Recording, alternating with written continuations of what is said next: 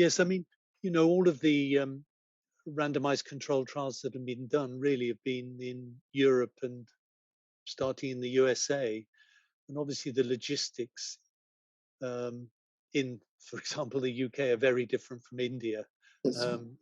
in terms of the donor hospitals, the care of patients within intensive care, the distances traveled and so forth. So I think that there is a real need for um, uh, trials, I think, within the Indian setting to try and define the place of these machines. Um, Perhaps I could invite some comments from the hepatology side on how they view um, machine perfusion and the use of marginal grafts. Um, so for me, doing a review of the data, I would have thought hypothermic or NRP for DCD livers with a questionable role for machine perfusion in good quality DBDs at the moment. But I don't know whether that's a too controversial a statement or not. And when it comes to the use of marginal livers, I mean, we have to use them. We've seen in this case there's someone who's on the waiting list for 3 years and gradually deteriorating. But if we can optimize them with machines, that's the way forward. So, Abid, you're sending patients through for liver transplantation. How do we select the recipient for a marginal graft? Would you like to just say how you view that? So on the one hand, a patient in whom the window for transplantation is obviously limited for oncological reasons, but is otherwise physically quite robust, would seem a reasonable candidate to use a marginal liver in. So, for example, your patient with a large HCC in whom you cannot control, well, you can't apply local regional therapy because of liver failure, but otherwise they're relatively quite robust. This isn't quite equivalent, but you've been involved in the paper that's been submitted looking at the results of transplantation for liver cancer patients between the UK, United States, and Canada. We've used more DCD livers for HCC patients in the UK with results which are broadly similar, not quite as good, but broadly similar. So I think that would be a group of patients in whom marginal livers can be considered. On the one hand, the more robust the patient, the better they're likely to be able to deal with a marginal liver.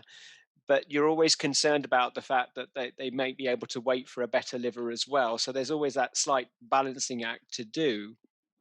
And we have an opportunity to think about marginal livers from a viral perspective as well. So we're now commonly using livers from hepatitis B core antibody positive livers and thinking about using hepatitis C and hepatitis C positive livers under very strict circumstances as well. Are there any uh,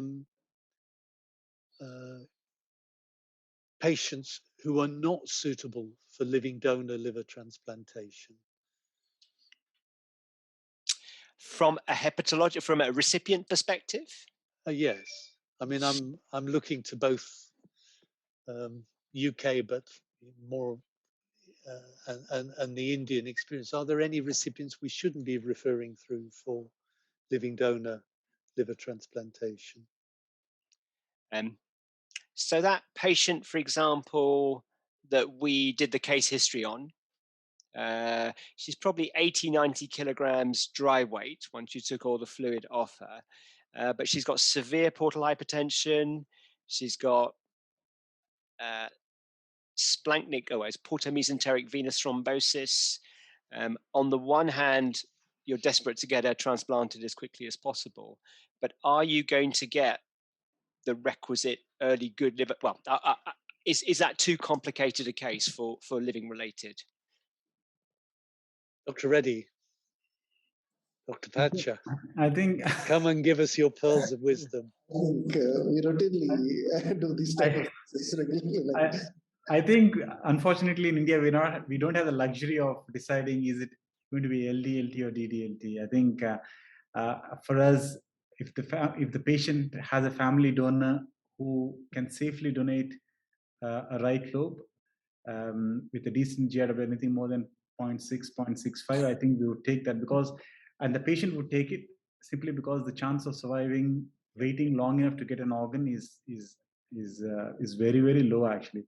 But obviously that's because we don't have the option. But obviously, if we had a good DDLT program, then we would obviously pick and choose patients for LDLT. Yeah. But Srini, this type of cases like thrombosis, obviously we do thrombectomy, and suppose the pressure is intra high, we manipulate it with the splenic artery, and sometimes we do the shunt also, portocaval shunt.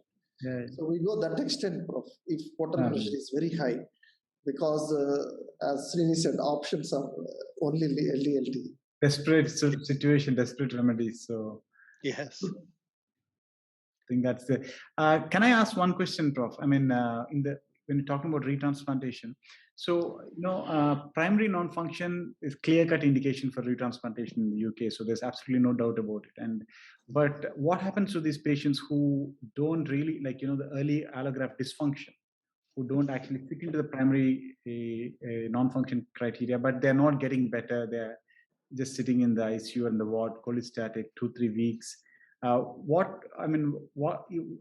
What do you do with these patients? Well, they're the real problems, and you always think they're going to get better, when you look at Kim Altoff's day 5, day 7 criteria, they seem quite mild. A bilirubin of 170. Who's worried about that? An INR of 1.6. But it is defining a group of patients who have at least a 20% mortality if they continue on past day 10. And the problem is we're making these decisions around day 7 to 10 and beyond. In the UK, we're allowed to list patients urgently for retransplantation up to day 14. That's really to take into account vascular complications such as hepatic artery thrombosis. So I think it's a problem whether you're doing living donation or cadaveric. There's an expectation the grafts will recover. They seem to be not too bad. And then you get to day 10, and then the infective complications start. And then you're in a very difficult place. And then retransplantation becomes difficult. And the outcomes of retransplantation are not as good as being reported for either slightly earlier or much later. So you're looking at patient survival of probably 50%.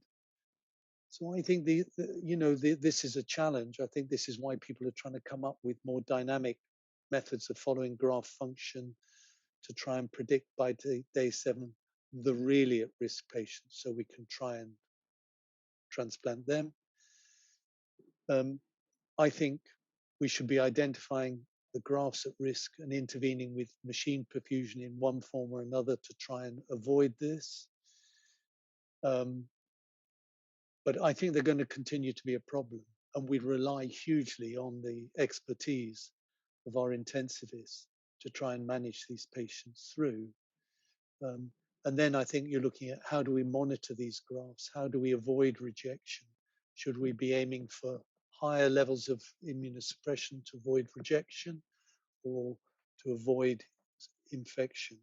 What's the right combination of immunosuppression to avoid infection? These are all really unanswered questions. And I think for me, identifying the patients at risk by day 5 is important because you can concentrate the institutional expertise on those patients, excluding a low-level technical problem or correcting it may avert disaster later on.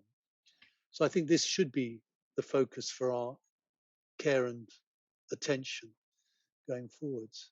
And whether you've done living donor or cadaveric, from day 7 onwards, I think the problems are pretty much the same. And certainly by day 10, the problems are all the same. You're managing a graft that's not working well in a vulnerable patient who's at risk of sepsis. Thank you. Thanks.